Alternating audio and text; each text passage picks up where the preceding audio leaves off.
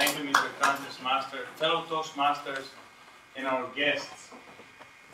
Many of you know that photography is one of my passions. I love taking pictures. A few months ago, I went to New York City for a photography course.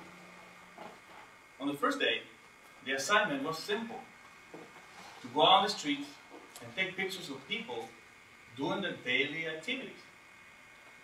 The goal, they said, was to look for what in photography is called the decisive moment. That moment when life happens and human emotions are exposed. It's the moment that if you can capture it, it can transform a good photograph into a great one.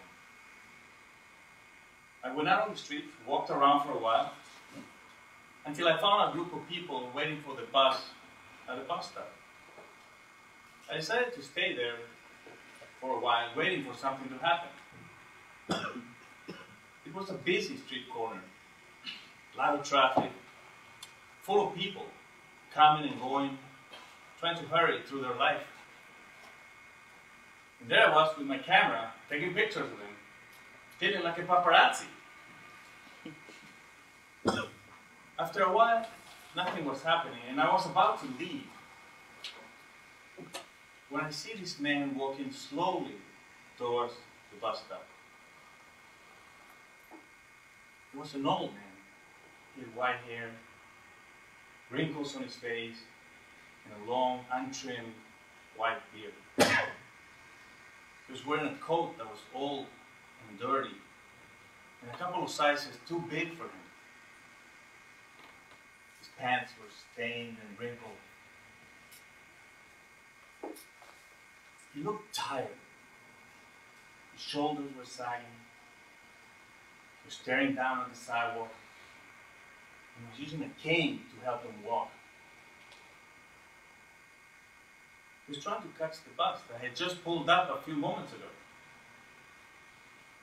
As he looked up, he saw the doors of the bus open, and people were going in and out of the bus already. Suddenly, he realized he wasn't going to make it in time. He tried to signal the driver to wait for him, but he was too busy to notice him. He tried to walk faster, but his tired old body just couldn't make that extra effort. It was too much for him, as if he was carrying his entire life on his shoulders. At that moment, the doors close, the bus pulls away, and disappears around the corner. The old man stood there in quiet desperation, feeling it was his fault for being old and slow. He had failed once again. It seemed he was about to cry. And he quietly said to himself, "Why didn't he wait for me?"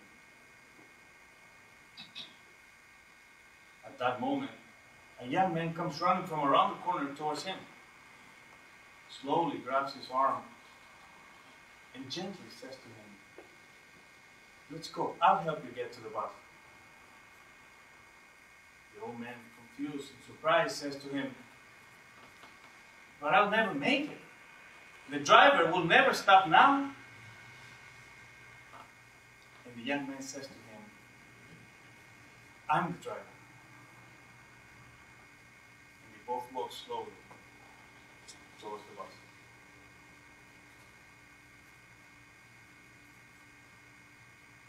That was the decisive moment I was looking for. But I was so caught up in it, I forgot to take the picture.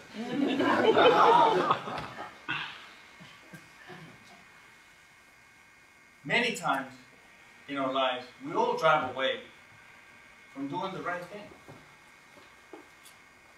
It is frequently because we're too busy, we're running late. Sometimes it's just habit and we automatically do what we always do. Sometimes we say, "Nah, it's too late." But it's never too late to stop the bus and go back and do the right thing.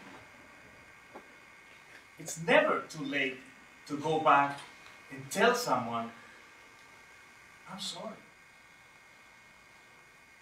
And it's never too late to go back and tell someone, I love you.